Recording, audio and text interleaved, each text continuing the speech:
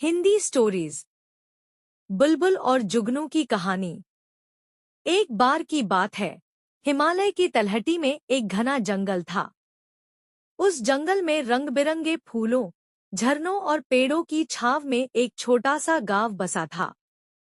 गांव के पास एक विशाल बरगद का पेड़ था, जिसकी शाखाओं पर एक चुलबुली बुलबुल रहती थी। उसका नाम था बुलबुली।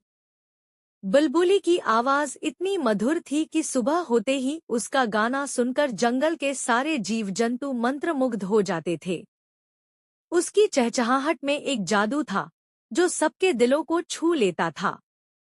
लेकिन बुलबुली को अपनी इस खूबी पर थोड़ा घमंड भी था। उसे लगता था कि जंगल में उससे सुंदर और मधुर गायिका कोई नहीं है। उसी बरगद के पेड़ के पास एक छोटा सा तालाब था, जहां रात के समय एक जुगनू रहता था। उसका नाम था जुगनू। जुगनू की खासियत थी उसकी चमक।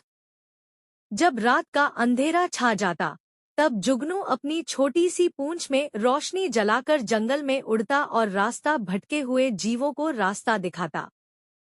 उसकी चमक छोटी थी, लेकिन इतनी थी कि अंधेरे में किसी की मदद कर सके। जुगनू बहुत विनम्र और दयालु था।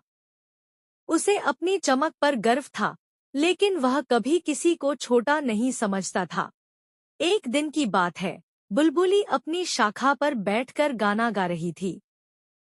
उसकी आवाज इतनी सुरीली थी कि जंगल के सारे पशु पक्षी उसे सुनने के लिए रुक गए। तभी जुगनू तालाब के किनारे से उड़ता हुआ आया।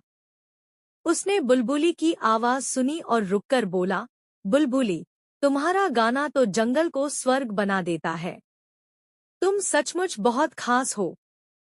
बुलबुली ने जुगनू की तारीफ सुनी, लेकिन उसे यह बात अच्छी नहीं लगी। उसने नाक सिकोड़कर कहा, हाँ, मैं तो खास हूँ ही। लेकिन तुम क्या कर सकते हो, जुगनू? बस एक छोटी सी चमक, जो रात में ही दिखती है। मेरी आवाज तो दिन रात सबको खुशी देती है। जुगनू ने बुलबुली की बात सुनी और मुस्कुराया। उसने कहा, तुम ठीक कहती हो, बुलबुली।